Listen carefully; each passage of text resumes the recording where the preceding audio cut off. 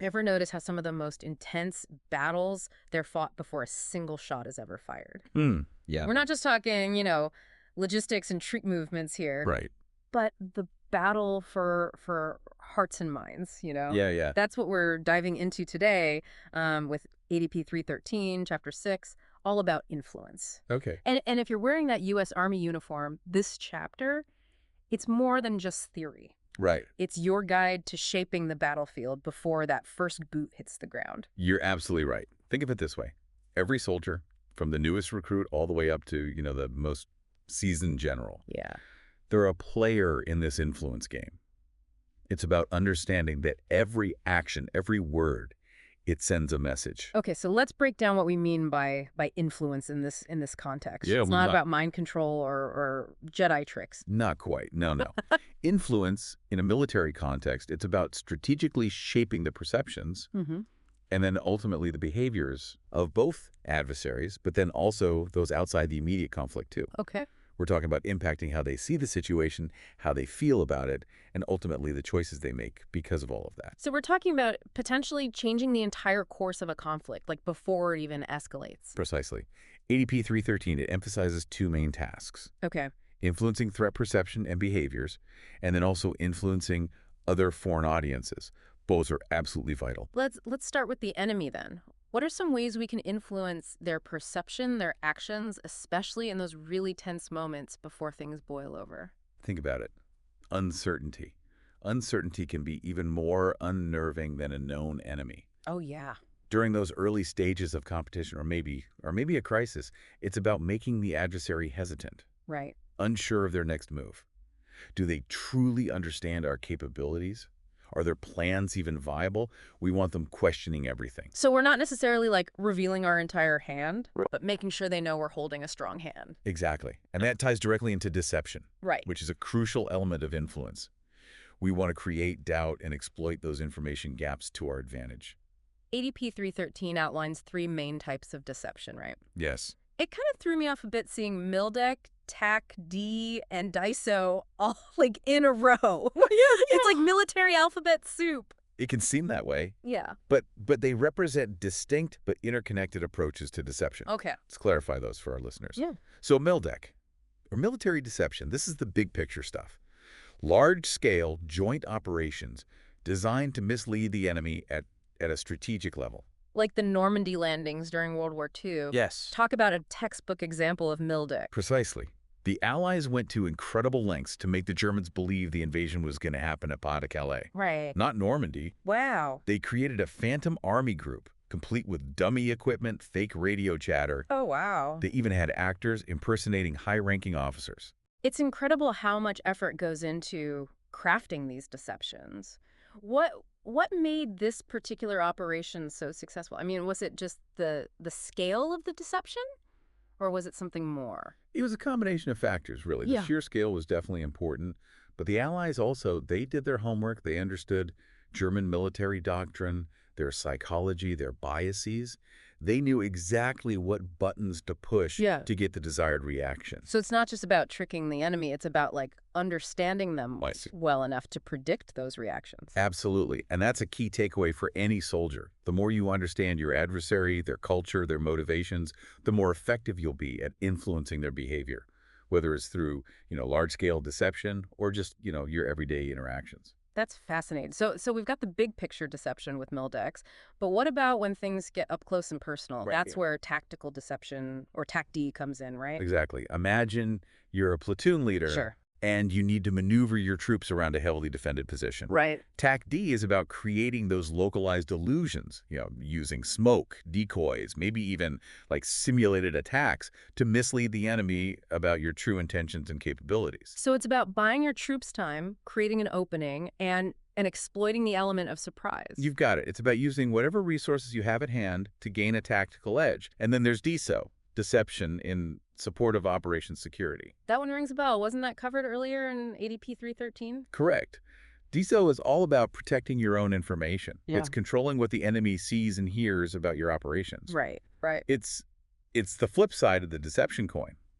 We're ensuring that while we're busy shaping their perceptions, they're not doing the same to us. Yeah. But since we're diving deep on Chapter 6 today, Right. we'll save that discussion for another time. Yeah, no spoilers. Right. But since we are talking about information, let's shift gears to military information support operations, or MISO. Okay. This feels like where psychology and strategy really collide on the battlefield. Yeah. What exactly falls under MISO, and how do we use it to influence those on the other side? MISO is about understanding the thoughts, the emotions, and even the prejudices of your target audience, Yes. and then crafting targeted messages to influence their behavior. Okay.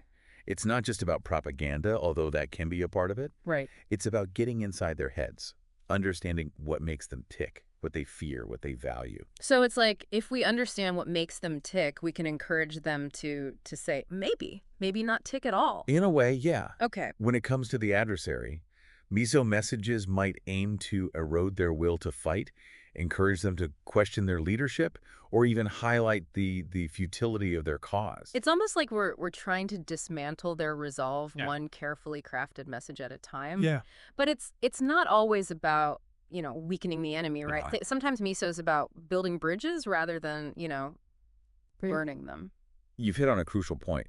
MISO isn't just about targeting adversaries. Right. It's also a powerful tool for engaging with neutral audiences, those who might be caught in the crossfire of a conflict, Right. or whose opinions could sway the course of events. So we're talking about, winning hearts and minds, even preventing those on the sidelines from potentially becoming future threats. Precisely.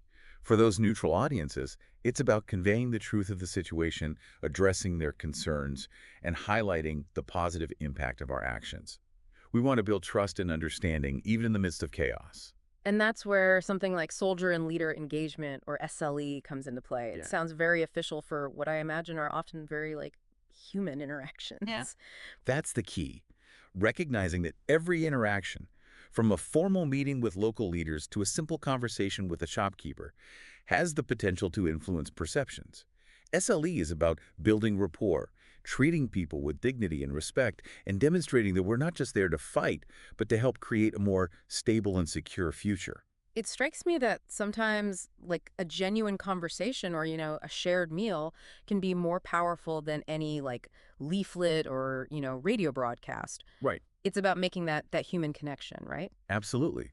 Those seemingly small gestures, they can speak volumes about our values and our intentions, and they can have a ripple effect, shaping opinions within families, communities, even entire nations. So if every soldier is a potential influencer, how does that play out alongside more formalized efforts, like MISO and civil affairs operations? How do those all work together to influence foreign audiences? Think of it as a coordinated effort. MISO might focus on countering enemy propaganda, highlighting the legitimacy of our actions, or showcasing our commitment to helping those affected by conflict. Meanwhile, civil affairs operations, they focus on tangible aid and support, right? Yeah. Rebuilding infrastructure, providing medical care, things that directly improve people's lives and demonstrate our good intentions. It's about backing up our words with actions, showing that we're invested in their future. Right. But with so many layers to influence, how do we make sure we're sending the right message, especially in the heat of the moment? That's where understanding the distinction between deliberate and incidental influence becomes so critical. Okay. Deliberate influence is planned, right? Your PSYOP campaigns, official statements, those are all deliberate. But even unintentional actions, Right. how a soldier treats a local, how a unit conducts itself in a village, those send messages too. Right. That's incidental influence. So even something as simple as maintaining discipline and showing respect can have a huge impact on how we're perceived. Absolutely. Every soldier is an ambassador, whether they realize it or not. Yeah. And this is where cultural understanding becomes paramount. If you don't understand the culture, the values, even the sensitivities of the people you're interacting with, you risk sending the wrong message, even with the best intentions. It's like that old saying, walk a mile in their shoes. Right. Except in this case, it's more like understand a mile in their boots. Exactly. We need to be mindful of how our actions, our words, even our body language might be interpreted through a different cultural lens. And that requires empathy, active listening, and a genuine desire to understand those around us. It sounds like effective influence requires a deep understanding of both the strategic and the human elements of conflict. But how do we ensure we're using these tools responsibly, ethically? Yeah, it makes you realize that influence isn't just about, achieving our objectives. Right. It's about doing so in a way that aligns with our values. It's about earning trust, Yeah. not just demanding it. Exactly.